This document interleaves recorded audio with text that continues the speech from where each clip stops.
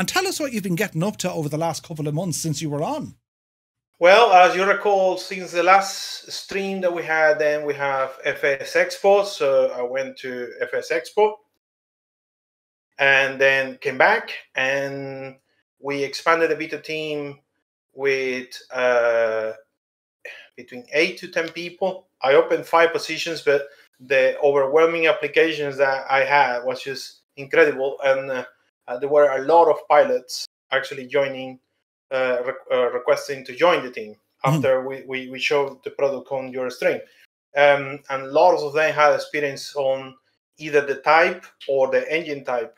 So I decided, okay, well, let's just let them all join. Since then, they started bombarding me with the feedback of things on the real aircraft. Didn't see that coming. Well, I was hoping that was the case, because that's exactly the objective. And then at that point, we started making things better, because that's the whole point of bringing real pilots, right? So one of the things that happens is that obviously I'm following the pilot handbook of, as you call the POH of the aircraft. And he tells you things on the manual, and you read the manual and you develop your code based on the manual. One of the things he says is that the engine maximum torque is 1,300 foot per square inch. So that's how we had the flight model, right? He comes, the real pilot of the aircraft, and tells me, look at this video, right? And he shows me a video of him basically almost breaking his aircraft. It was just impressive. Pushing it all the way to 1,485. Oh, wow. And he tells me this engine can push actually to 1,500, right? And I was like, but how? Look, the manual says this. So we have a discussion internally with him, and then he explained all sort of operations of the real aircraft. And here I went and started changing it all. So that's one of the things that was the most valuable from the first stream, which was my objective, was to bring the attention from real aircraft pilots to come and confirm what we've been developing, right? Since then, a return from Houston has been non-stop, just following their advices and feedback, and just changing everything they're asking in the best way I can to replicate the real aircraft. And the version that you have today is now up to Ramon, which is one of the pilots that flies it. He flies these particular aircraft 3 times per week, roughly. Oh, nice. And he tells me that we are now around 92% on to what he flies every day. There are certain things now we need to tweak with data that he has been recorded. So basically what happens is he goes and flies, and he takes an application that he has on an iPad, and he records all the flight data during the period of his flight, which includes the temperature outside, the temperature of the engine, the parameters of the engine, and then he gives me these curves. So I'm going to take now these curves and inject into the flight model so we can make the ITT simulation now realistic. One difficulties I had is that I depend on videos online, right? So I was using videos online to see how the ITT is behaving. And I tweak it like that, and it works. But then he explained to me that the videos I've been watching is from engines that are over 500 hours, and the performance is different, and the ITT is different. And his aircraft is pretty much new. Okay. So that's why things are not matching, because it says on a new engine, PT46, the ITT doesn't get hot because it's fairly new. So that's why we understood that. So now we're using his curves, and then we're going to introduce a system that as the aircraft goes older, then the ITT is going to get hotter over time, as it happens in the real life. So the process that has been happening in the last 30 days has been just tweaking what we had into perfection and building new features that I had planned into the aircraft at the same time. So there are weeks that I need to tell them, okay, can you post the feedback for this week so I can finish this new stuff that I want to make, and then keep bombarding me with more. And that's what's happening. today we have open 56 tickets, as I call it. There are no bugs anymore because the level of the aircraft is that it's not a bug. It works. It's just that we want things to be tweaked, right? So, for example, one of the tickets open is ITT should be less hot, or for example, there is a correction of how a button should flip, open, cover. That's the kind of feedback I'm getting. They're telling me things like, this particular switch, when you go up, it should light up this little LED, right? So we're going into that kind of level of detail now, deeply into the aircraft, just to have it as close as possible. And when all those tickets are closed, then we will be ready for release. That's just insane. So, like, effectively, your plan was you're going to go by the POH, what the aircraft manufacturer states what the airplane should do. Yes. You released it to the maddest testers of all, being real-world pilots who operate the thing, and they're like, no, hang on a second. This is what it can do. And you've taken that information and rebuilt it back into your code. That's incredible. Yeah. Other things, for example, the pressurization system is not really well explained in the manuals. So having a pilot actually explaining all to me, showing it on video, and it's crazy because he's going on his real aircraft, right? And he's at 20,000 feet, and he's putting the max on and dumping the pressurization to show me how it works. No. I mean, so I go, okay, and then I'm replicating it, and then he tests the next time and tells me, perfect, it's working exactly as I use it every day. So that kind of the tweaks that we're doing, right? And we're reaching now almost the end of the path in there. I created something new that I wanted to create, which we're going to show today, which is passengers' behavior simulations, as you have seen. Cabin temperature simulation. So, for example, the aircraft internal cabin behaves to the real world environment. So right now you have the door open, which is fine, but you have those doors closed because you are sitting on the blasting sun. The internal cabin temperature will start rising up fairly quick. And you leave it for hours, it will reach pretty much, 50 degrees Celsius inside. And then you have to open the door and start hitting the fans and do things to, make the cabin temperature go. So that has been done. And the next stage that we're going to develop is a particular new page on the EFB where you're going to be able to trigger custom failures yourself. So as it stands right now, the aircraft can handle pretty much all the emergency procedures that can happen on the real airplane because Ramon is making sure that it happens. But what we want is to, right now, for example, if you don't take care of your engine, it will fail. But perhaps you don't want to wait until you run out of oil, or you want to wait until the maintenance has passed so much that the engine is damaged. Perhaps you want to experience a failure to practice, right? Or perhaps you want to experience hydraulic failure on the pumps to practice, or perhaps you want to experience any of the failures that we are featuring on demand. So the next stage is to put down the EFB, so you can go and say, yeah, I want to have an engine failure in 5 minutes, 10 minutes, or now, or I want to have a hydraulic pump failure at random.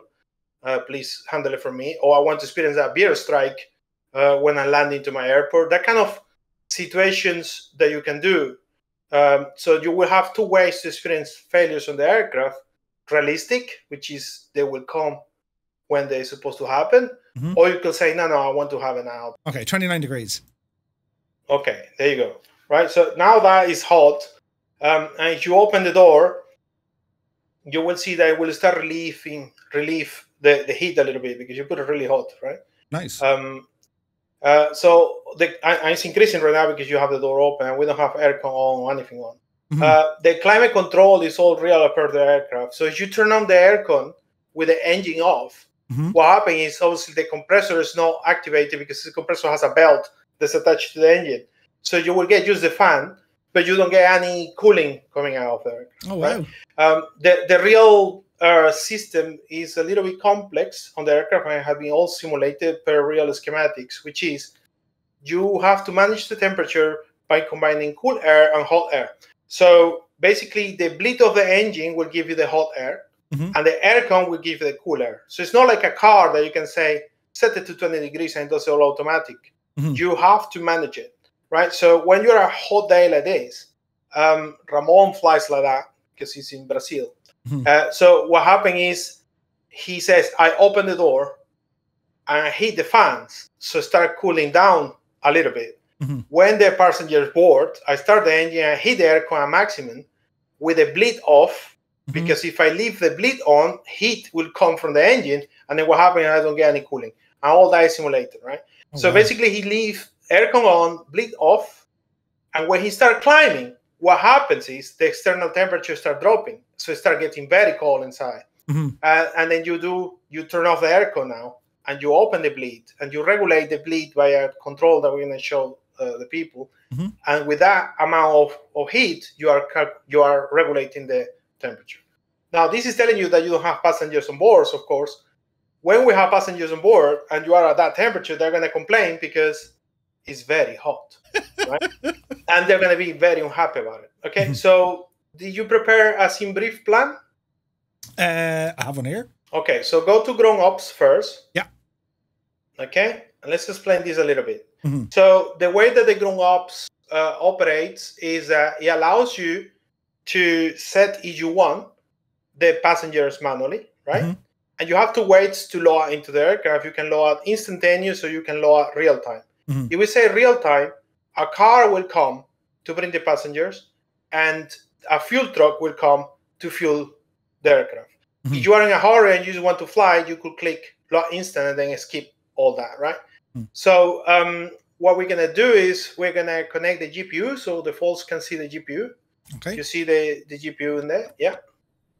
So we wait a little bit, and now click connect. You can see it. Yeah, we're going to click connect, and there it goes, and the cable will come in. And the GPU is going to start now shaking because it's running. So you go very close to it, you will hear it running, and you will see the shakes on the GPU. That's insane. Okay. So now that we have done that, you can see that the aircraft is just coming alive, right? So this is something that I wanted to show because for some people this is going to be unexpected. This is something very particular to this aircraft. When you connect the GPU, it doesn't require the battery to be on position. It's like a hot bus. As soon as you plug it in, it gets power immediately into the aircraft. And that's why the PFD has come alive. And the first thing that the folks are going to note on this version that you have now is that the PFD has an engine display that they haven't seen ever before because it's custom. I made this engine display custom on the first PFD as per the real aircraft as it works. Awesome. Right? And that shows everything from the differential pressure, the fuel quantity, etc., etc. So now that we have bring power to the aircraft, we can hit the fans so we can start cooling it off. So you move to the right where the aircraft, yeah, do you see that? Okay, so obviously turning the aircon on will do nothing. It will turn on the compressor at the back, but it will not cool anything because the compressor is not activated because the engine is off. But what we can do is we can set the aircon fans to the maximum. Which no, that's not the fan. That's the cabin control. You see, there you go. So you go that to high. Can you move it to high? Yeah. There you can go. Hear it now. And you can hear the now going loud. And now that starts sending current, fresh air into the aircraft like a fan. As you go now to the cabin temp, you will see it now. I start reacting a little bit to that. You can see now instead of you can see now the icon of the fan saying, so indicate to you that you have set the fan. What is your current weather? You see it's dropping a little bit. but it's not going to drop it massively. It's just going to help a little bit, right? Because it's not really cool air. It's just fresh air being pumped into the aircraft. Yeah. Okay, so what we're going to do now is we're going to go into the flight plan of the EFP. Okay.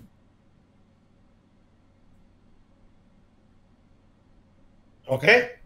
And this is one of the things that we work very hard in the internal team to implement. One of the feedback I got is that, right, setting the flight plan on the G1000 is a little bit awkward because it's not touch screen like the G3000, right? So I wanted to give the ability to people to do whatever they wanted.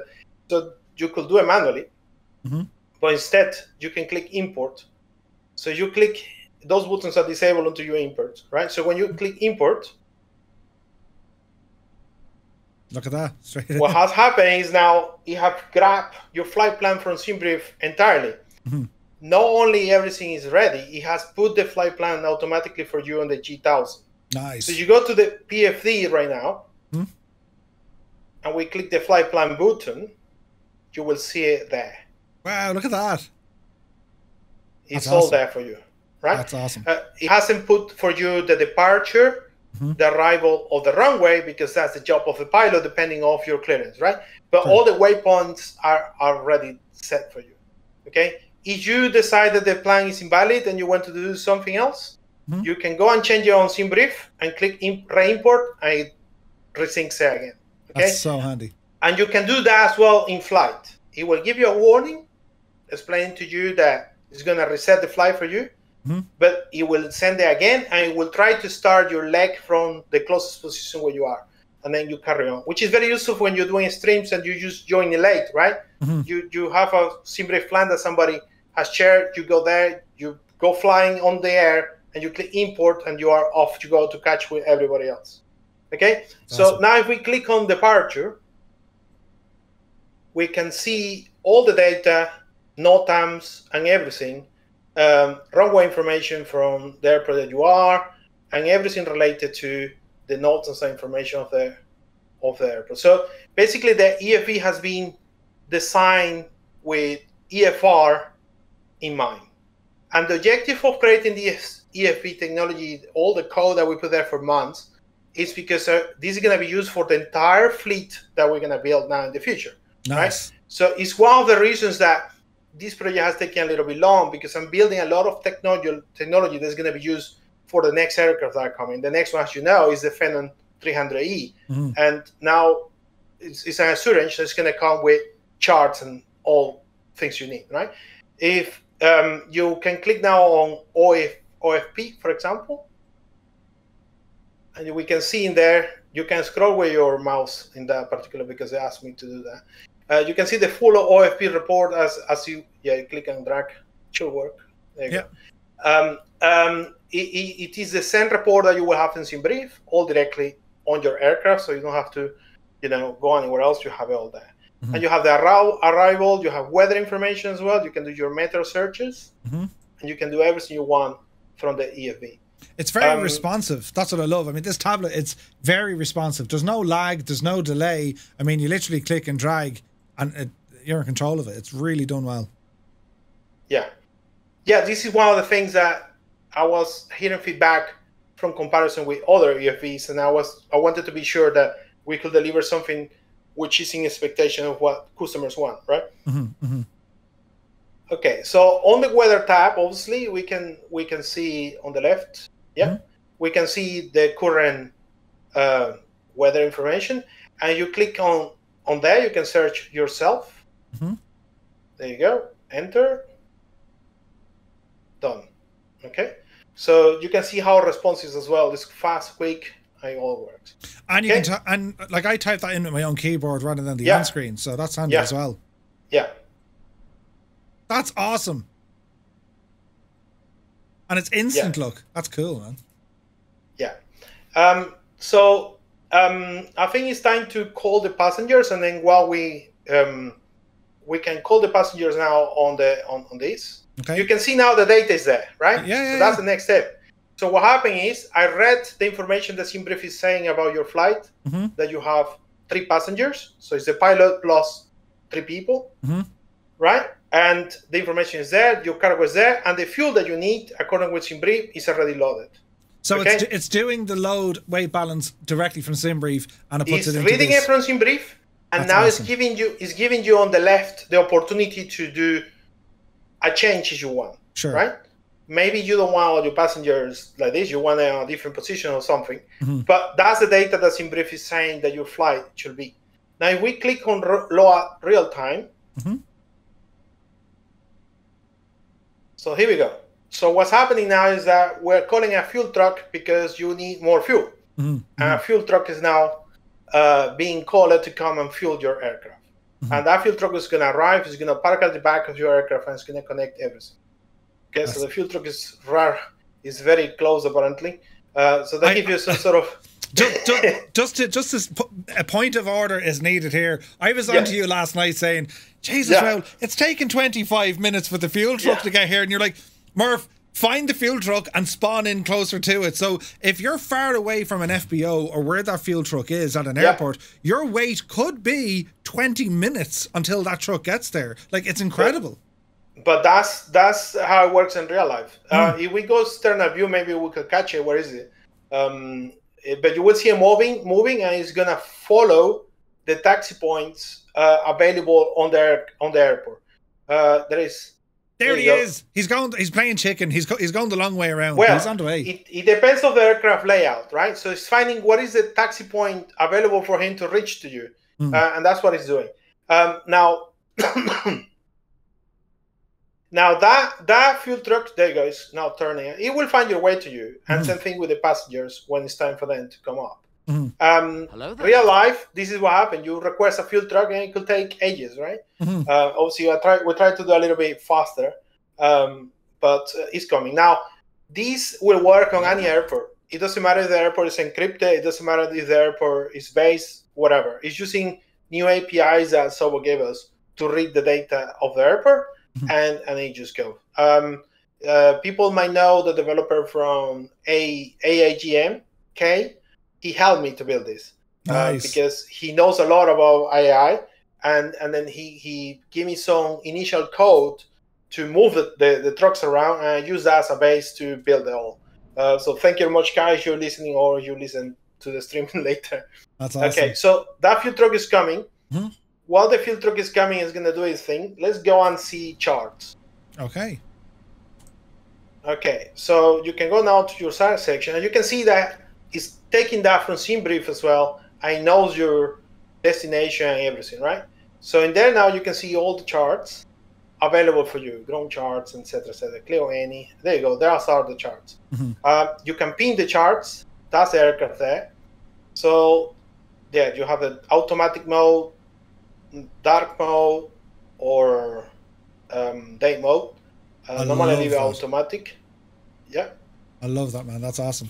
Okay, can you ping a couple of charts? I want to show a feature that we developed together with Cooper based on his feedback. So let's ping that, and then let's ping something on destination. Okay. We'll put a destination, and we'll say ground charge, airport info.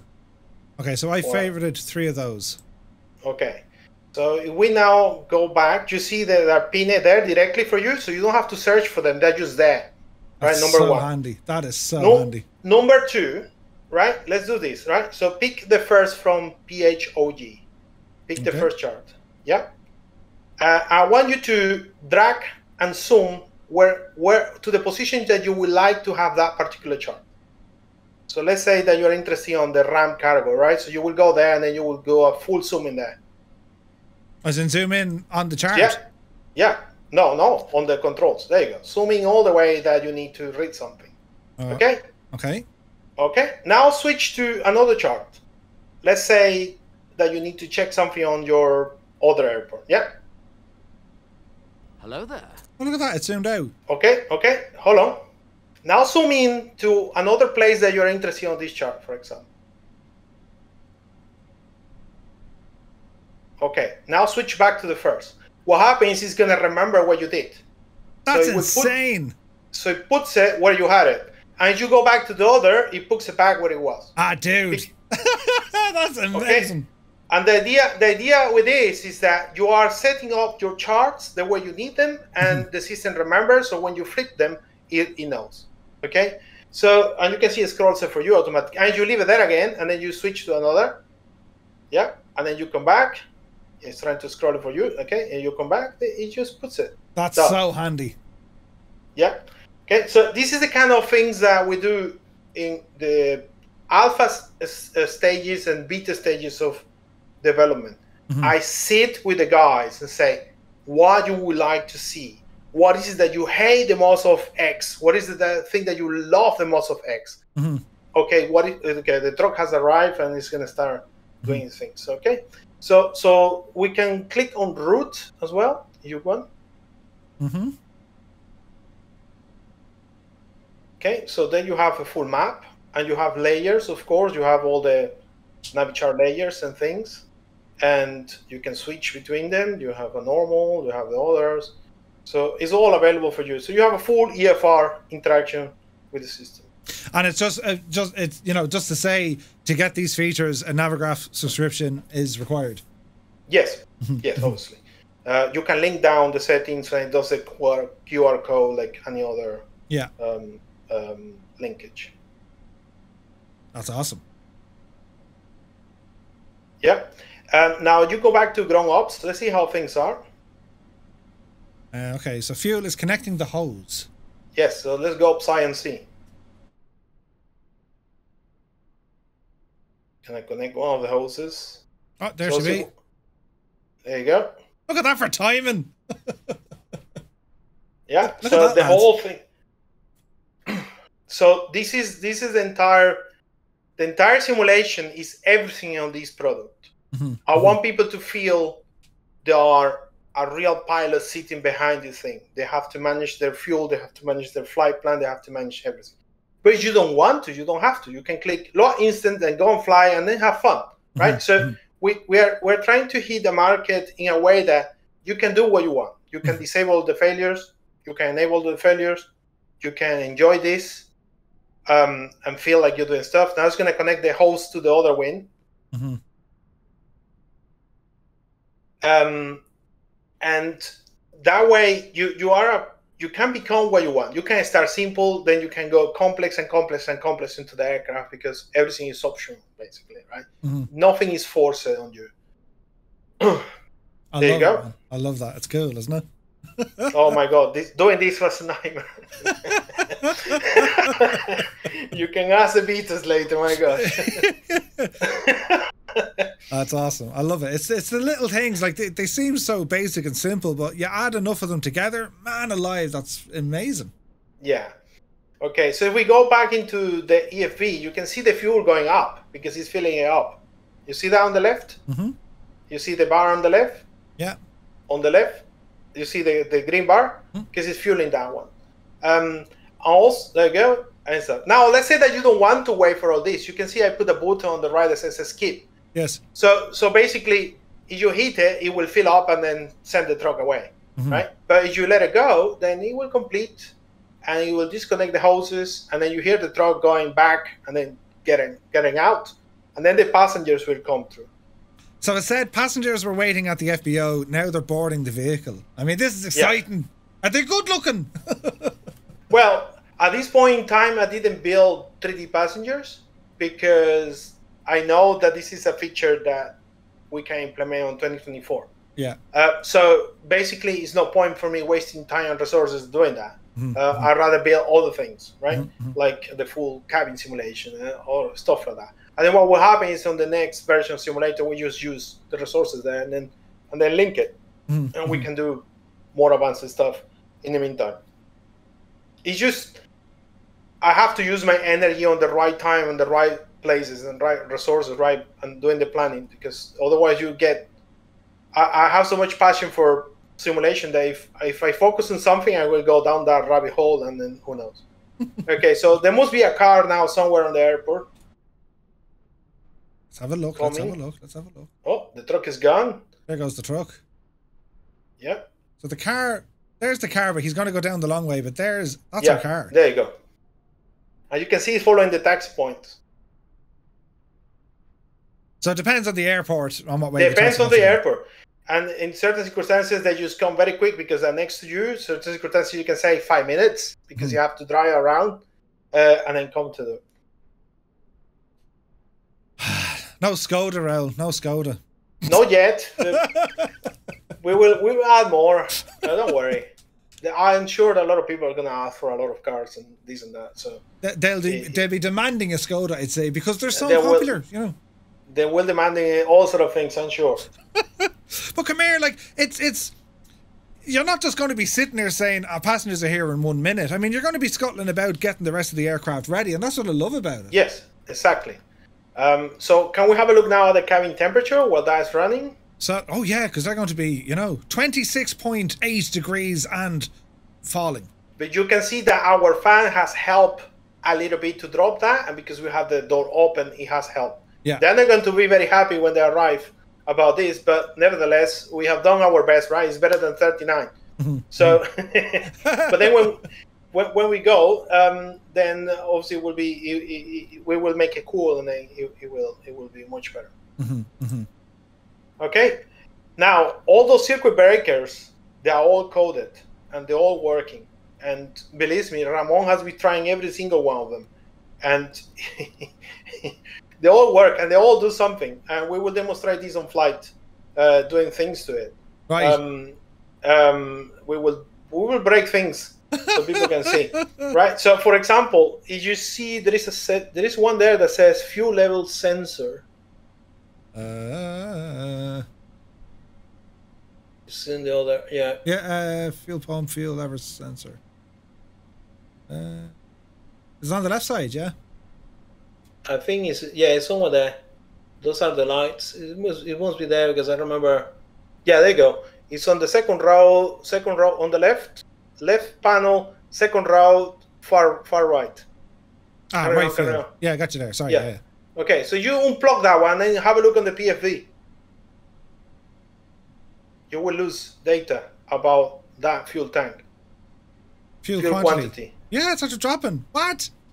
Yes. So you put it back in. There we are. Look at that. It's coming back up. Yeah. So every single thing you click, it does something. Right? That's insane. Okay, the car is arriving. I just heard a beep beep. Yeah. I put down on purpose so people realize, okay, it's here. Right? So now it's telling you they are preparing to board the aircraft. This is exciting. I hope they like me flying. Oh, look, there's baggage. Yes. Nice. And they're very nice looking. I take a lot of effort in doing those 3Ds. They're the bags you brought to America, sure. There you go. That's awesome, man. I love that. Yeah, there are around 20 different models. The idea is to make a difference, so you always see something different. There are clubs, golf clubs, and all the things that are already there. Our passengers are taking selfies before they get in the plane, look. Of course, they're excited, you know. Oh, brilliant. That's insane. The attention to detail here, lads. It's amazing. Absolutely amazing. Right. Now, if you go to the EFB, it's something that I did new recently. Okay. Yeah, now they're coming in. So what you see is that the cargo... with the pilot! Oh, behave! So, did you come here often? Good to see you. Yeah. Brilliant. So you see it's flashing? You see the flashes on orange? It's telling you which one is boarding. Right? So you see that it's on action. Yes. Right? Yes, because before we didn't have that. So one of the beta testers was telling me, yeah, but I don't know what's happening. So I put that in so you understand, okay, they're getting in, right? Gotcha. And now you see the change on the weight of that. So soon it's going to finish the boarding, and the car will go. Completed. It goes. Good luck to you. Nice. Yeah. And here we go. So he goes back to his parking position, following all he needs to do. That's incredible, man. Right, our passengers are on board. Jeez, I'm under pressure. What do we do? Have a look now what they're saying about the temperature. Cabin. Passengers are very hot. Oh no, that's not good. That's not good, Raul. And they don't mean hot in the conventional sense. No, they mean that this is 26 degrees, bro, and you're in the middle of the sun. But now, we've other icons here, look. Yes. So those icons reflect the status of the passengers. So as you can see, there is a not very impressed smiley face because they are a little bit hot, right? We will try to keep them happy as we go on the flight. The other two icons is going to tell you information about how thirsty they are and how hungry they are, right? And they're going to start getting hungry as soon as they board, because that's what passengers do. We were having that chat today on the beta channels. One of our beta testers was saying, should not be after I take off. And then there was a discussion between the real pilots and said, no, I hate passengers. They sit on my plane and they're hungry immediately. Those pesky passengers. So we're leaving it, right? We're going to leave it like that, right? Okay, so you have the seatbelt icon on the top of that pack status. So you click on it. You will please inform their passengers to sit, to take their seatbelts on. Oh, look. They're now wearing the seatbelts. That's it. And you click again, then you will see that some of them might take it off. Some of them will take it. We'll leave it on, right? So just leave it. There's one scaredy cat amongst them. They're keeping the belt on. Yeah, the others are probably thinking, I should get out here. It's very hot. That's awesome, man. So the whole thing has a simulation inside about what passengers are thinking, feeling, and doing. And you can see that they're starting to get a little bit thirsty and a little bit hungry. But it's not a concern right now because you don't have any warning telling you so. Sure. Okay, so we can flip again the seatbelts, and we can then start the process of starting the aircraft. Close the door. This is going to be hilarious. Right. Okay. So will I just try and start it and see what happens? Yes. Now be careful because this version has hot start. Everyone's going to know that I'm no good at starting a plane. Okay. Wait. Don't worry. So what? It's very easy. It's a very easy plane to start. You just need to time when you put the fuel in. One of the biggest mistakes and why you get a hot start is because you put the fuel lever, which is the red one there. You see? Yeah. If you put that too soon, what happens is you get a combustion inside the chamber before the engine is spinning fast enough. And that leads you to have what is called a hot start. And hot start is not only, all it is that the internal combustion chamber is so hot that it causes the damage, right? So what you need to do is to start the engine obviously on idle and put that lever condition run when you have reached NG above 13%. If you can do a 16% is the best because it will give you the less amount of heat on the chamber. 60%, right? 60. Yeah, no, 16. 16. Whew. Yes. Okay. So if you go back to the PFD, I tell you exactly what you need to look for, right? So get closer to the PFD. Okay. So you see what it says, NG percent RPM. Yes. Right. Okay. So what we're gonna do is we're gonna hit the starter. When you see down 16%, you're gonna go and move your lever and put it all the way up. Okay. Okay. This product comes with something that I call action cameras. I know you don't have them enabled right now, but the action cameras, the objective of the action camera is to allow customers to see the animations around the aircraft and don't miss them. Okay? So what happens is, put the engine one. The engine one is quite cool. Action cameras, engine startup will say yes. Yeah. Okay. Okay, so go back to the cabin information so we don't miss that. Okay. No, on the EFE, I mean. Yep. Ooh, they're getting hot. All right. Okay. You see now they're very hot. Why is that? Because we close the door and you're on the scorching sun and the fan can't keep up, right? So we need to start the engine out to start getting the aircon in. Okay. Okay. So on the top panel, there you go. Battery on. Battery on. Okay. Fuel pumps manual. On. Manual. Yep. Ignition manual. Ignition manual. Okay, lift the push start cover. Okay. Yeah, you can put the navigation lights as well. Yeah. Okay, and now what we're gonna do is we're gonna click the starter. Don't be scared. There you go. And now the action camera has kicked in. The state of this. So it allows you to see and hear the aircraft. Okay, it's ready now because he detected that NG is at the right position. So it puts you back in, and now you move the lever up, and the engine starts. And the ITT stays. Nice. And you have started the engine without any problems. Do I get a prize? Come on, come on, lads. There has to be a prize here. That sound, Raul, is amazing. But it's from this real aircraft. Oh. Okay. So now we should hit the aircon because these people are getting really upset, right? Yes. Okay, so let's go to the temperature control. You see the AC, turn it on. AC on. You see the button on the right that says auto manual? Yes. Next to climate control. We're going to put it on auto. Auto Okay. set. Yeah. Okay, so what this does is there is a pipe that connects the bleed of the engine. You can see the aircon now is AC on, and the temperature is going to start dropping. So you see the temperature is now going down. They're cooling off. Yeah. So on auto, what happens is there is a pipe connected to the bleed. I have what is called a butterfly valve. So on auto, you're saying, well, I want it very cold. So what happens is he closes that on the bleed. When you reach the temperature that you have set up, it closes the bleed. When it's too cold regarding on that, it will open and close that bleed. So that's what we're doing Nice. right now. Okay, let's start now the rest of the avionics. Okay.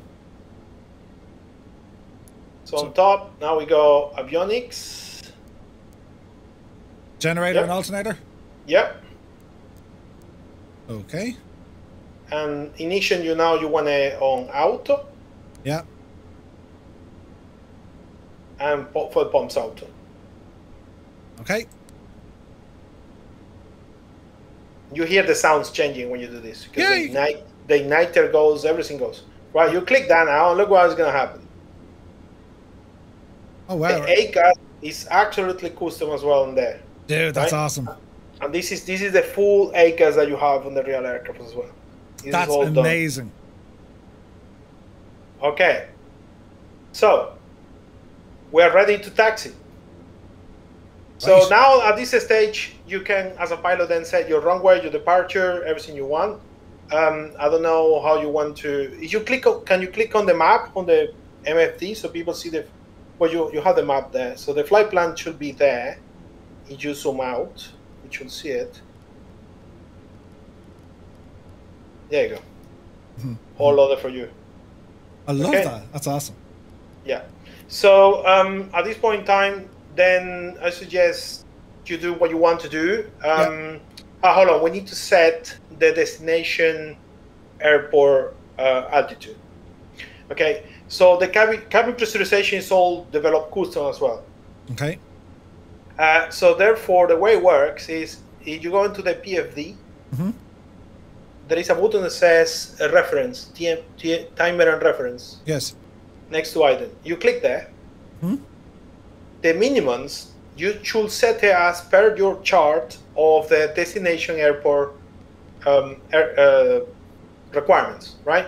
And the way it works is that you need to set the minimums on, and you set the altitude. And that is what the aircraft uses to set the destination elevation on the pressurization system. No So way. the pressurization system is all done by a computer. Yeah, minimums on, baro, yeah, and then go and set no radio altitude, the barometric, then set the destination airport, I don't know, 100 feet, for example. I don't know how it is on the real one. So click enter, yeah. That is set, and then what happens is you see now on the PFD, on the MFD, sorry, it will show you the destination altitude as what you have set. You see destination elevation? Yeah, yeah. On the differential pressure. Sweet. Okay, so that's how it works on a real aircraft too. So I'm reading a working title variables about the minimums and set the pressurization system to do that. That's if you don't set it, as per real aircraft, it will set it to 0, but then you have to be careful because you're going up landing pressurized, and that's not allowed for safety reasons. Okay. So the way that the pressurization system works is that it will keep the pressure of the aircraft to the maximum it can until it reach 5.3 psi, and then start climbing the altitude of the cabin. And when you start descending, it will descend the cabin altitude automatically for you to the destination airport. Awesome. It's all done automatically on this aircraft. And it has all been coded custom. We're still tweaking it because I have to do my own simulation of this. I could not use the MFS default system, so I have to code it all myself. And we have some faults into how it behaves. Sometimes you can see like a jumping on the feet per minute that it shouldn't happen. So that's something that we're tweaking before release. Okay, nice.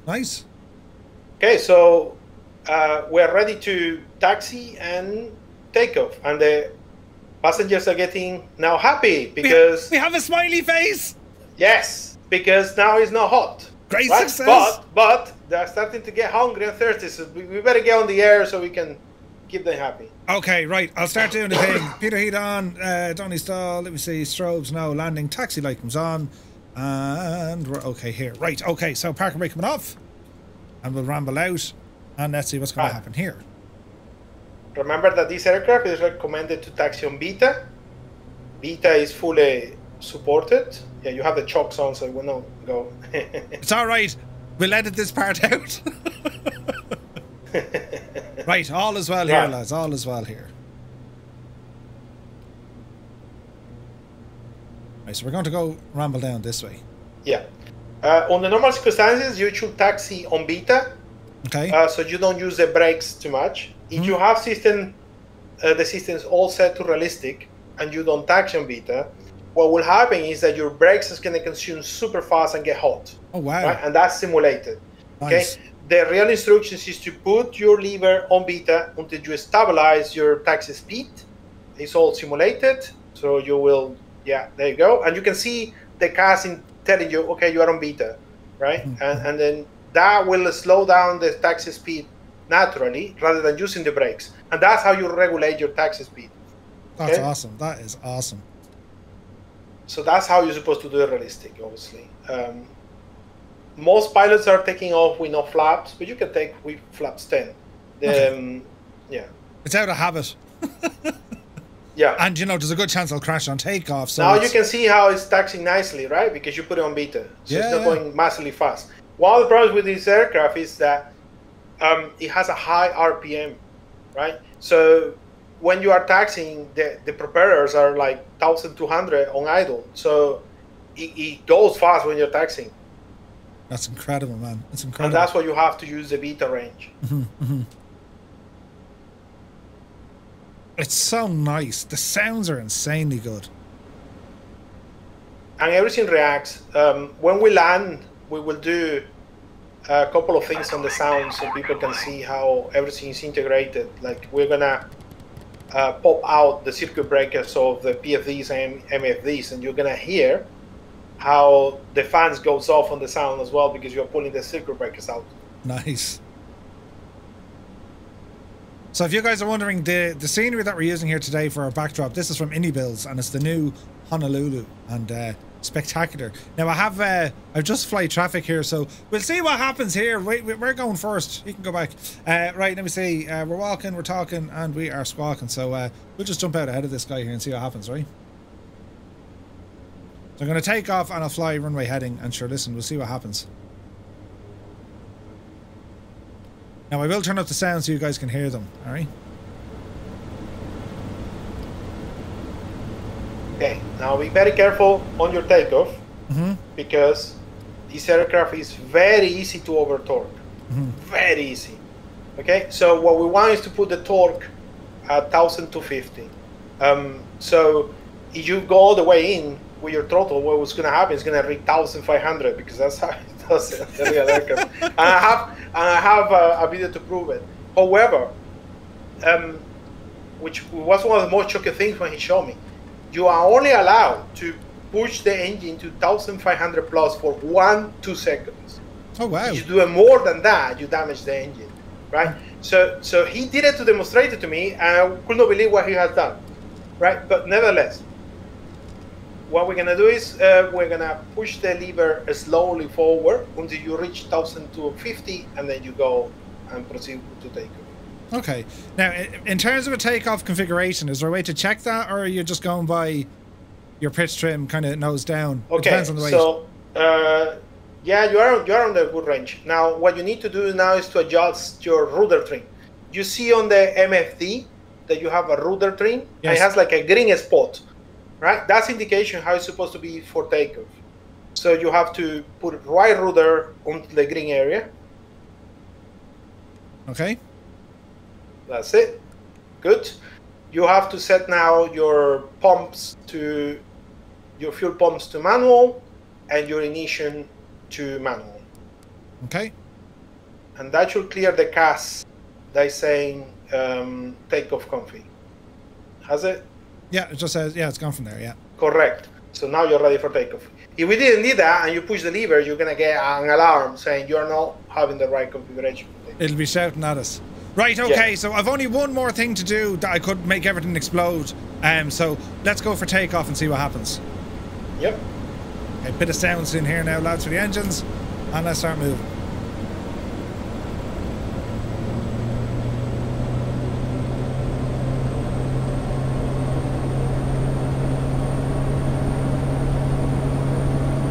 Fuel torque 1 to 50. There you go. It's good. And we're looking for around 85, 90 knots, yeah? Yeah. That's enough now to lift off. Alright. Gear up, flap up. You're up. Flaps up. So you don't get any drag. Yeah, dampener on. Alright, sweet. Okay, so normally you climb on what's called flight level change at 125 knots, and that's the speed of climb. Okay.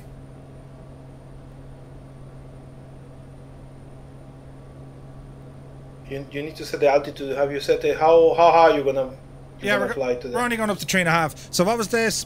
I have this set to 135 knots, so it needs to come down a small bit, yeah? Yeah. What do we say? One?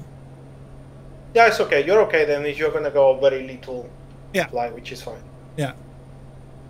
Now your bleed is off. Yes. So let's put bleed on. Okay.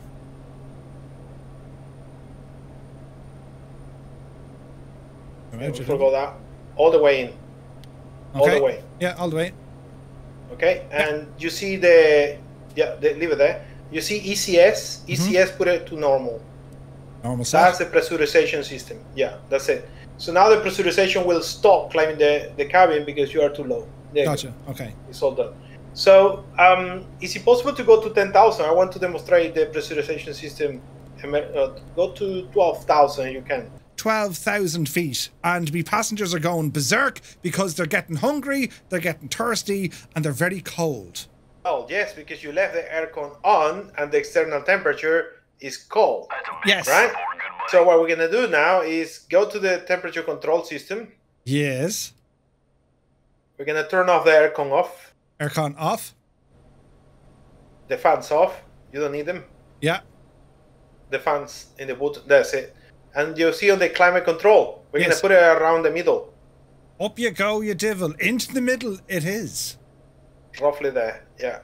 Okay, so in a few minutes, we will see the cabin heating up. Okay.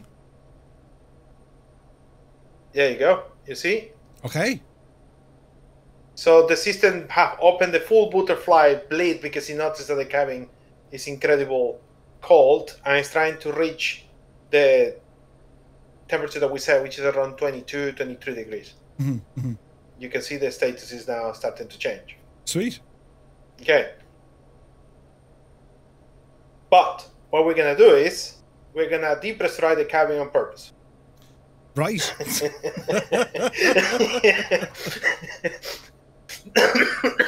Okay. Tell me how. All right. So what we're going to do is first we're going to turn off the ECS system to off. It's now off. Now what you see is how the cabin started to lose pressure, right? Mm-hmm. Because it's saying, okay, nothing is keeping my pressure on the aircraft, mm-hmm. right? So it's climbing now, uncontrollably, to 12,000 feet, mm-hmm. which means that we're going to need oxygen mask if we don't put it under control. But we're going to accelerate this. So going to the dump switch. Yeah. You see cabin pressure dump? Yep. Yeah. And press it. Okay. See what happens.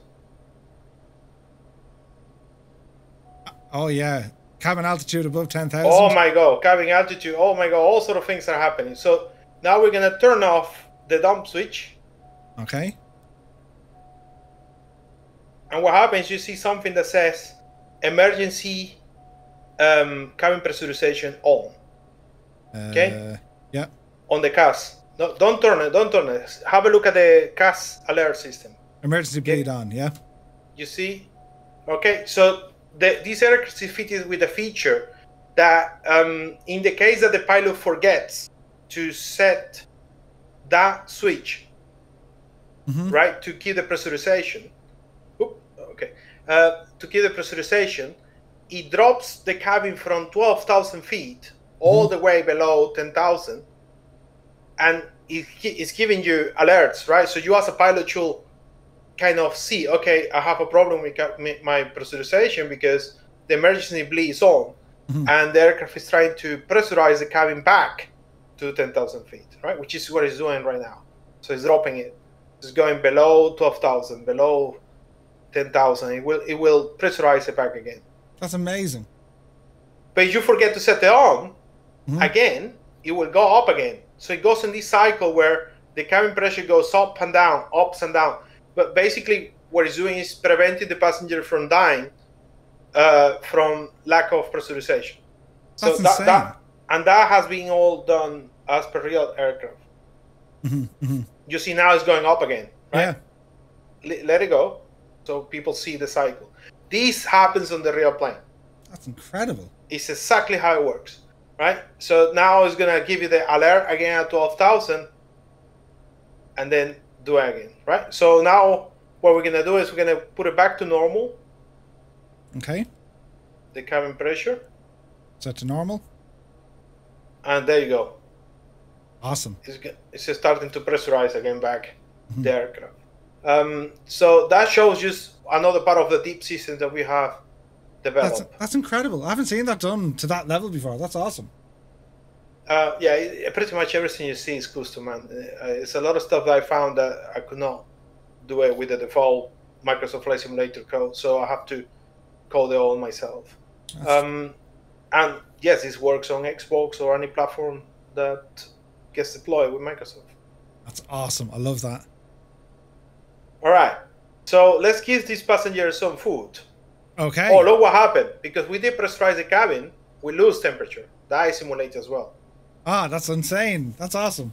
All right. So now it's regaining again the cabin because you left all that air from upside, come in. Yes. Yeah. And obviously the passengers get upset. They're having a bad ride today, these guys. Right. Let's give these guys some drinks. So before we land. Okay. So there you go. So we're gonna serve some coffee so this get a little bit warm. Okay. Press the button to say serve coffee. Table comes out. Look at that. There's a cup of coffee. Look at that. Nice. And let's give them some food as well, so they feel less. You see now they're not thirsty anymore. Oh, look at that! Yeah, we're going to serve them some snacks. Right? Okay, let's have some snacks. Oh, they look good. What are they called? Macaroons, isn't it? And macaroons. Yeah. Oh yes, yes. All right. So now there is internal simulation that they are enjoying these things, and when it's complete, this will disappear from the table, so you can put the table back. That's But awesome. if we click the table and we put it back, oh look, they're happy finally. They're happy. Yeah. So if we click the table, it will cancel the services, and they get upset because they're in the middle of eating it, right? And then you're just taking it all away, so they go no. Brilliant. And they will go really, really unhappy. I love it. I love it. Okay. Let's just do it anyway. Okay, well, do it. Oh, look, they're gone mad, look! Services aborted. Passengers might become unhappy. Brilliant. Oh, fantastic. Yeah. That's incredible. Now they're giving out that they're hot, look. Yep. They're giving you a hard look. Yeah. Just wait until you land very badly. You will see the look that they're going to give you. Brilliant. All right. How close are you to landing? I don't know. We can just land. Does it have to be at an airport? Well, no. Wherever you fancy going. There's a spot down there beside the road. Let's just do that. Okay. All right, autopilot off. Bring back some power. This could be hilarious. We're 12,000 feet. Now, there was another thing you simulated in this we showed you before, and we showed it off quickly. The pillows, yes. Yeah. So if Murph is flying the plane the way Murph flies a plane, and right? You see the pillows move? Yes. Right? Brilliant. Yeah. So you can pick them up now on the button that looks like a couch. Yeah. You click there. Organize the pillows. Yep. Ah, look at that. They're back to normal. I love it. Yeah. So you can organize that. And the idea with that is that that will put them at the back of the aircraft. So we'll take them out. The idea with this is that the PAX simulation system is going to keep improving with time. So if you leave the cabin untidy, the first time they board, they're going to be unimpressed, right? Because what is this? This aircraft is a mess, right? So it will do more. We will add more features to this. Yeah. You're gonna need to put the lever back because you're gonna go very fast and over the speed aircraft. I wouldn't mind. I can hear it. I wouldn't mind, right? But if you mishandle the aircraft, the autopilot kicks in because it does have the autopilot level. Oh yes, these have what is called electronic protection system.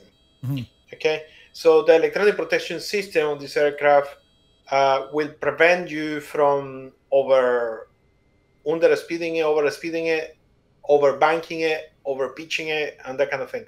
I made it optional because some people might want to fly freely. So you can go on the realism and say turn electronic protection system off, and then it allows you to do whatever you want.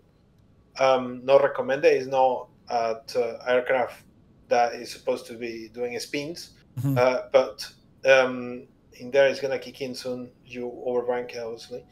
So you can disable it, but in the real airplane it's on all the time, except if the autopilot is engaged or you are below 2,000 feet or something like that. Yeah, so I've overbanked and now the autopilot kicks back in. That's so cool, isn't it? There you go. Yeah, that is so cool. Right, we've diverted to a new airport. It's grand now. We hope. It flies so well, though. I mean, that's the thing I love about it.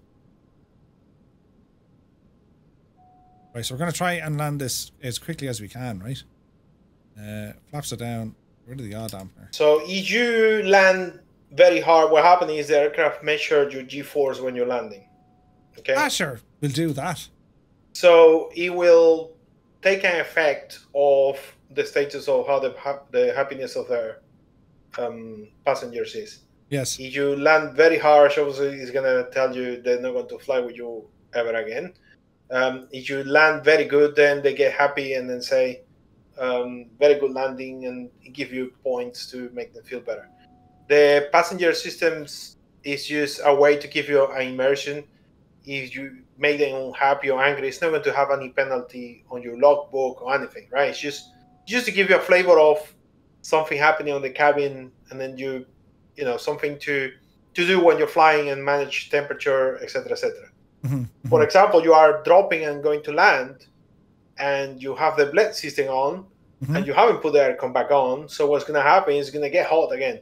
It's 26 degrees. The passengers are very hot. Jesus, there you go. They're right? busy. So, and this is exactly what happened on the real aircraft. You have to manage the cabin temperature because you are dropping altitude, you're doing things, you're doing that, you're doing this. Right? So it gives you an overall manage of everything. Jesus, there's a lot to be done here. I love this. Absolutely love this. And for those of you who, if you're still watching, I'm having a horror night with my computer. I will fix it, but thanks for sticking through it, lads. It's I'm usually not this bad. I'm bad now, in fairness, you know, but not this bad. No. Right. So do we want like the quintessential Murph landing hard, like just get it down? Let's see what happens here.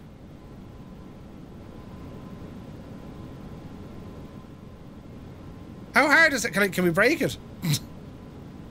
Well, if you have all the releasement settings and you land incredibly hard, the tires will burst.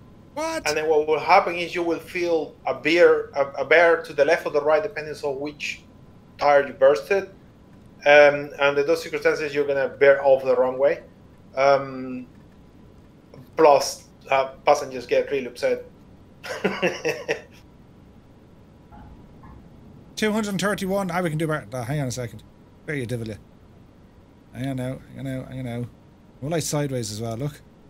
There you're talking.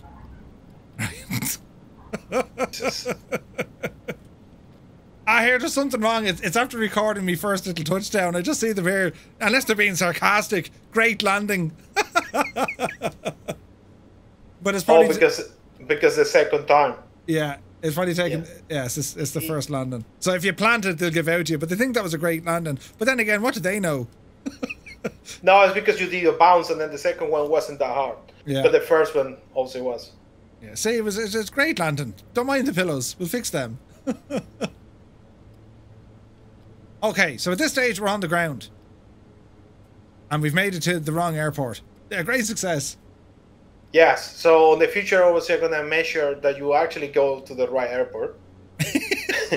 So yeah, this is the future of how things are gonna go, right? This is not the end. We're gonna release, obviously, but things will continue evolving because all this tech on the EFB changes that we're gonna introduce, improvement or whatever, is gonna go across the entire fleet. That's the whole point. Everything has been done modular, so I can reuse it, right? So this pack system is gonna be available for Fender, is gonna be available for all the projects that I'm planning, and even our liner that we're gonna do together with Alex on SyncWorks Studio. Nice. If you obviously park this on the right place, you could unload the passengers, and then what will happen is a truck will come to pick them up, etc., as well. And then you will see the luggage coming out of the aircraft, and you will see the car going back on the taxiway, etc., etc. That's awesome, man. That's awesome. Okay, so we were saying we were also going to have a quick look at some of the circuit breakers. Yes. So, for example, let's say there is one, MFSZ, turned off. That's a PFD, so you turn that off. That could be great fun. PFD is off. Yeah. Right? And you can turn off the fan, and you will hear the fan going off. Turn off. Do you have the aircon on? No, right? Okay, so yeah. So every single circuit breaker does something. For example, if you go to the other circuit breaker on the right, we have more of that, which is the MFD circuit breaker. Look at the amount of stuff. Oh my god, that's awesome. All of them, yeah. The AV fans, for example, will turn all the fans off. That's taking off. And I'll take the MFD fan off as well. So you see what happened now. The unit in the middle has failed, basically. And then it reverses the ACAS to the other on reverse generic mode. That's awesome. So it kicks on the information onto you. That's so cool. Yes. That is so cool. And now you should see a cast saying that there is a failure with one of the units. Eventually, I think it does. It tells you that the units are failing. It tells you everything is on the CAS alert system as well implemented. The flaps, for example, you take the flap motor off, then the flap will not operate. So if we find that circuit breaker somewhere, I mean, there are 99 circuit breakers and they're all being coded. So there's 99 potential failures already, plus the ones that we code already on the system, because if you have all the system failures enabled, right? You have the hot starts, you have the engine failures for lack of maintenance, for lack of oil, for example. You have the brake failures, the brakes get consumed, you have to maintain that.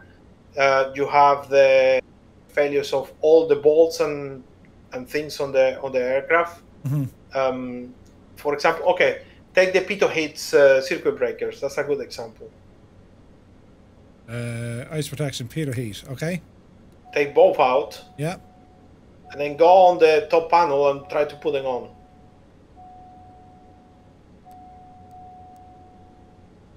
Yeah, and the stall heat. Put the stall heat on. Okay. All right. So as you see now, you have a red alert because you have a failure of pitot heats. That's awesome. Right?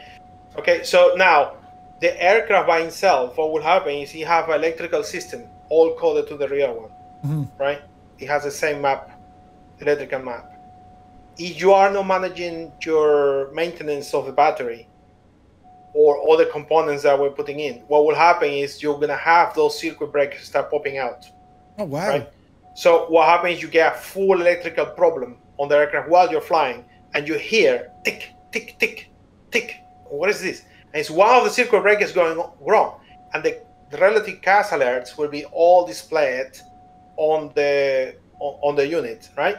So you can work it out by your emergency checklists what's going wrong, or you can go around on your circuit breakers and try to push them back in, so it comes back into operation. But if the component is broken, nothing happened because it's damaged, right? Sure. So this happens already with the hydraulic pump for the landing gear. It can go wrong. So if it fails, the circuit breaker will start popping out because there is an electrical failure with the pump.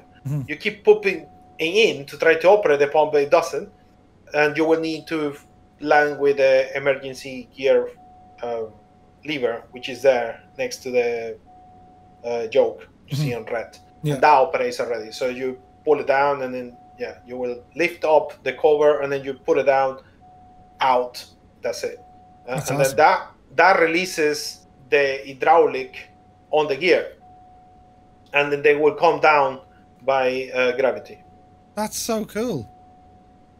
Hello there. I'm loving this, man. There's so much going on here. And so the whole idea of today's stream is it's an overview of the systems, which you're still working on and adding a few bits in. Yes. This is absolutely incredible. If you go into the EFB again and you show the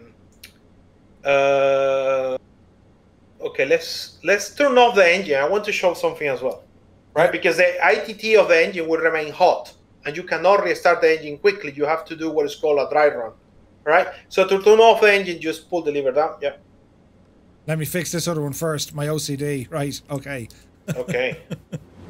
Right. So that now does the engine off.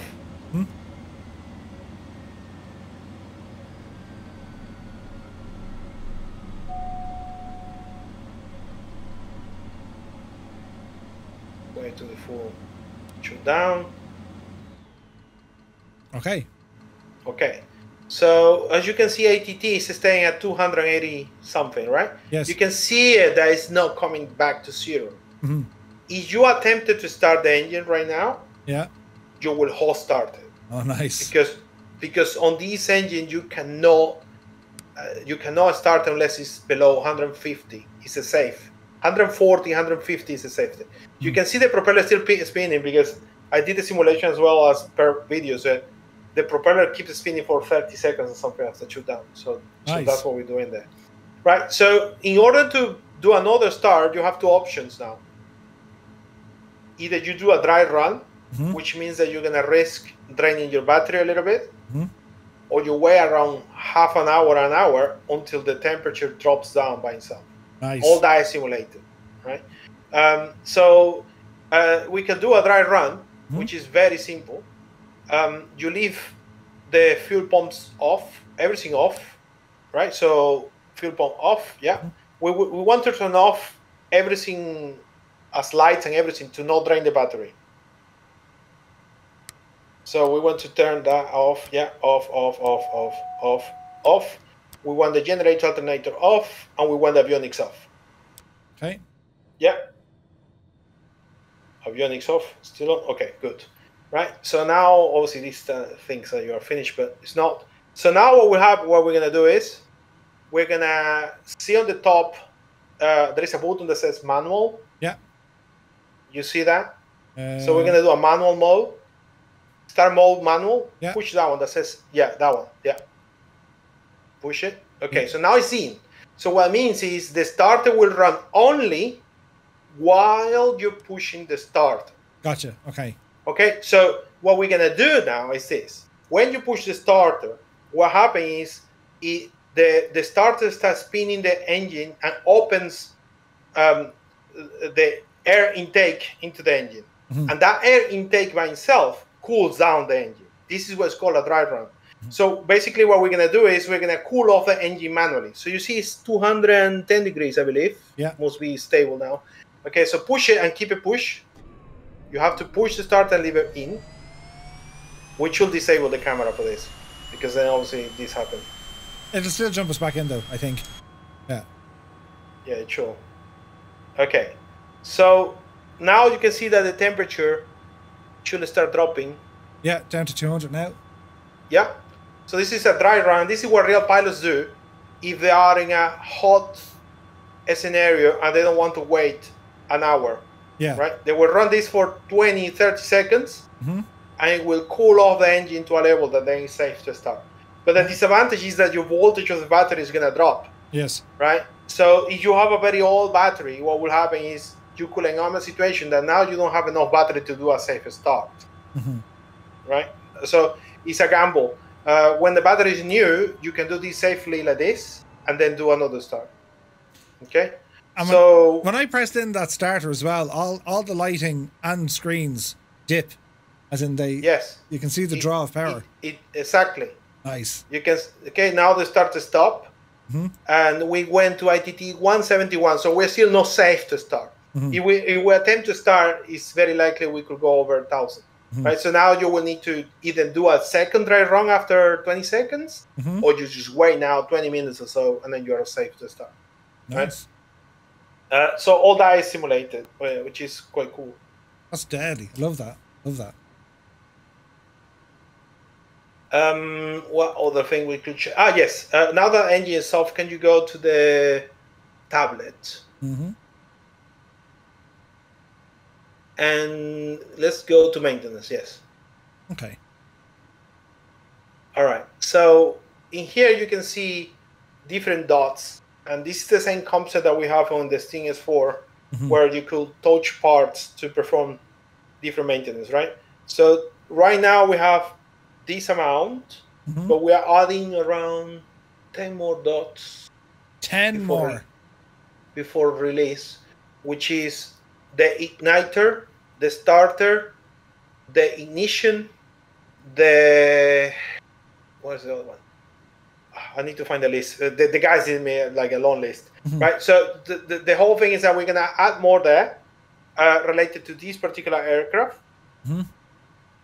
So you will need to have to manage those parts. You can disable that. It's not forced on you, right? If you go to release them, you can see that you can turn off and off component failures and things, right? So this is your tire temperatures. Your as well. You can see this is tire pressure. Sorry. And how well the tires are doing after that landing. You land the hard on the right, so obviously that consumes more of that tire, as you can see there. Yeah. So you can replace your tires. If you don't replace your tires and you start landing harder and harder and harder, it's going to simulate a tire burst. Wow. Right? And the tire burst will just take the aircraft and kind of land, and you will see it doing kind of a wobble and then get stuff out of the runway.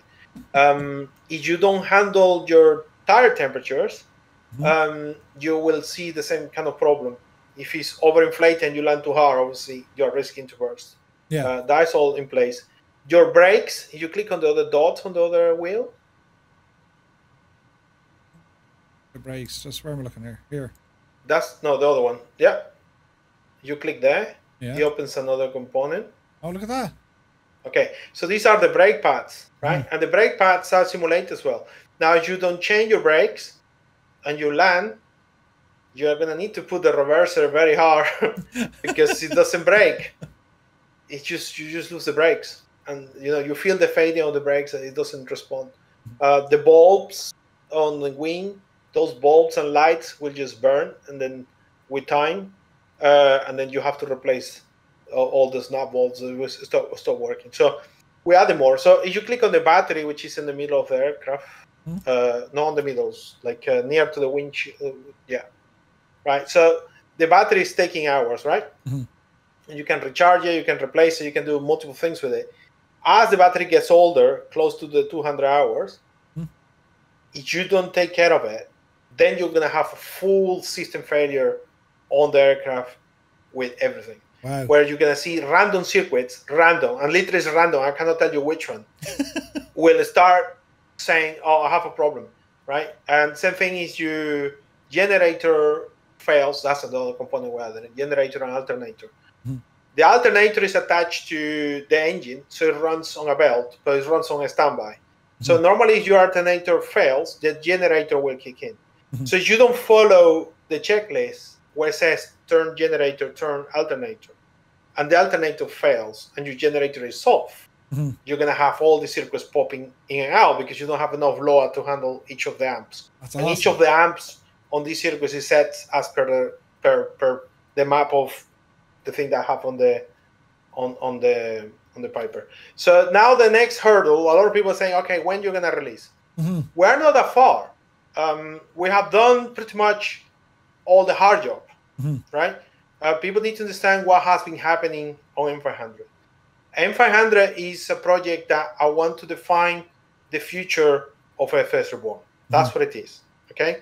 So there is a lot of technologies that has been designed here to make people understand when I tell them I'm going to build aircraft A, B, C, D, or a bicycle, they understand what's coming. Yeah. And that's my objective with M500. I'm putting a lot of love so people understand what is it that our developing process is. And the next stage to release is just completing details that flies the real aircraft is asking.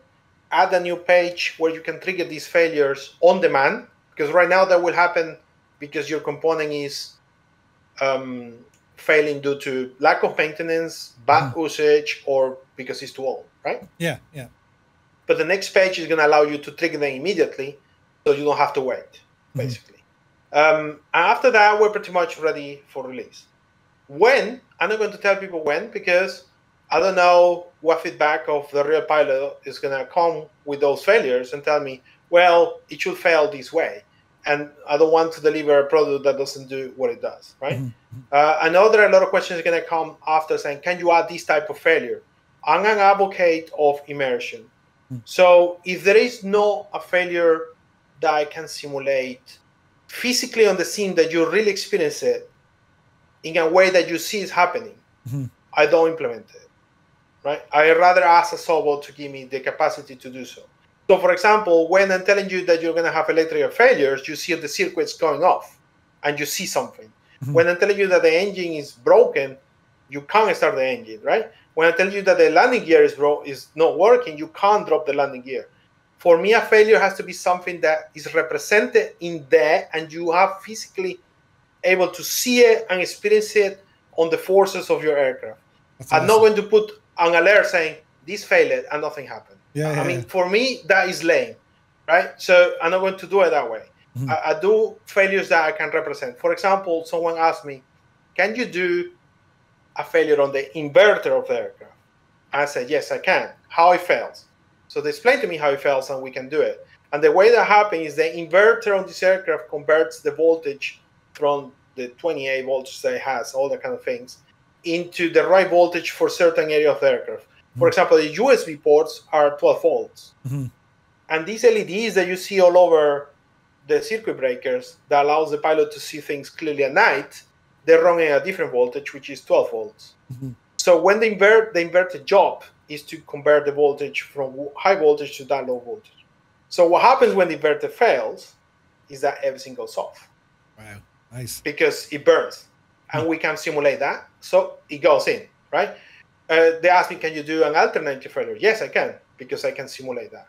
But they asked me, can you simulate flap failures? Partially, because I can only simulate both flaps failing.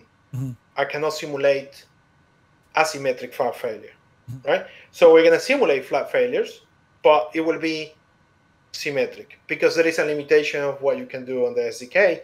I cannot drop only one flap or the other currently. So TK will go to a server later on saying, can you please add this so I can implement X? Nice. And that's the kind of things that are coming.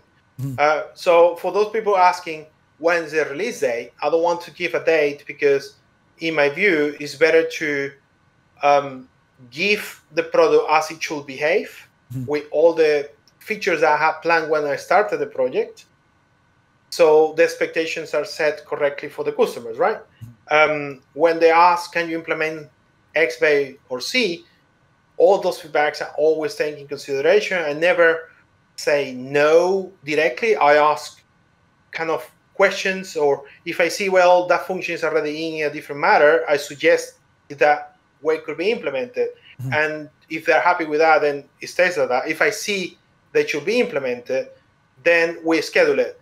It could be that it doesn't go on V1. It could be that it goes in 1.2, 1.3, 1.4, right? And then we add it after. There is a lot of tech that has been created behind M500, and that's what the project has taken long. The EFB alone, with all the charts and everything, was 6 months. The grounds operation, I have to build every single vehicle, the 3D, animate it, put in there, texturize it. I have to code all the things that does, put the hose, put this, and move the cars around, read each scenario airport. So that was around, I believe, 4 weeks to 8 weeks of work. Insane. The passengers has been developed in the last 2 weeks, this version, but obviously want to extend it a little bit better, which will come to that to ask people what else we want. So it's not too far. We're not talking more than 2 months to release, but I don't want to put any, or probably a month, but I don't want to put any date because I'd rather do something right that committing myself to expectation of a date, and then people will get upset because I didn't hit the target, right?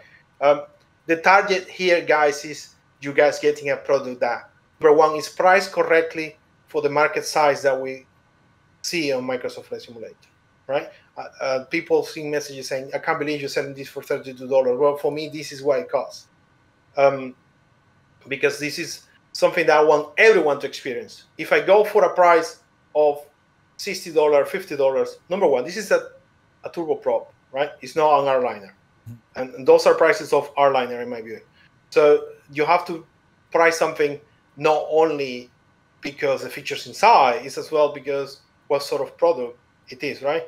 You could have the most tasteful and beautiful cake in the world, but if it is only a size of a cupcake, you cannot sell it for 20 quid, right? Because it's the size of a cupcake. You understand my meaning, right? Yeah, so you have to price something right, and for me the right price is $32.99 to allow everybody on Xbox, PC, even cloud computing when they implement it to experience something as it should be. Nice. This is how a product should be delivered in my view, right? And this is what I'm trying to do. There are features we want to participate with your Discord server into the passenger simulations. I want people to tell us if there is something additional they would like to see on the passenger simulation, and then implement some sort of kind of vote on your Discord server, and the feature that wins, we will implement it if possible for release date, right? Nice. So I want people to feel a little bit more involved as well on the process. Okay. And that's kind of the plan. So I would love to release in 1 month, but I'm not going to hold to it. I'm going to hold into the feature sets that we want to implement, which is adding 10 more physical components. We already have 99 circuits, which is equivalent to 99 failures that you can have around the aircraft, plus all the ones that we have. I don't know. I never sat actually counting, but I think it's about 150 or something that is all over the aircraft or something like that. That's crazy. It's incredible crazy because I never sit to count. I just looking at how this is supposed to work and just do it, right? Mm-hmm. Just for the Discord thing. So that's for, you're looking for passenger features. That's essentially what it is. Yeah. So you show the cabin comfort. Yeah. So basically, they're very angry, man. Passengers are thirsty. It's so hot. Pax want to jump out the airplane. Brilliant. I'll get a job as a pilot. I'd be great at this. You know what I mean? Yes. So one additional feature people would like to see on the passenger simulation that we might not have. Yeah. I know they're going to give a lot of feedback, but interesting to hear that. And then we will do a vote system where we're going to see on your Discord server which one wins, and then we will try to implement it for the release. Mm-hmm, mm-hmm. I'm loving it. Hang on, I'm just going to do a picture here. I'm very multi-talented, multitasking, acting the Egypt. Right. Now, yeah, right, grand, cool. Now, come here. Before we finish up, right? Yes. You sent me over a PowerPoint presentation. Correct. I want people to see and learn a little bit more of what happened behind the doors at FSReborn. Mm-hmm. So I asked the pilots and few beta testers to express their opinion on what they think of the product to the version that you showed today. Mm-hmm. And tell us the feedback. So this is the feedback of real-world pilots helping us to tweak all the systems, as you saw. And we were demonstrating some of them on the stream. It's just so many that it's impossible to show everything on one stream. Mm-hmm. Mm-hmm. Now, when was the last time you used this? How'd you hide the notes? Jesus. Show taskbar display. Hang on. I noticed it on display settings. Swap. Here we go. Right. Okay. Here we go. Right. So this is feedback you got from the pilots who were working on the stuff. And all the beta testers. That's incredible. That's incredible. So I'll leave this on the screen here. I'll hide my mallet head for the moment so people can actually see what's on the screen. That's incredible. Just have a read through that, guys.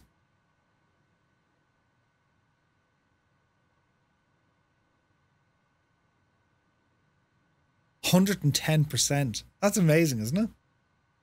Yeah, some of these. I mean, I told them to write what they think, and some of them made me cry really when I read it. Ah, God. Yeah, it goes sentimental, man.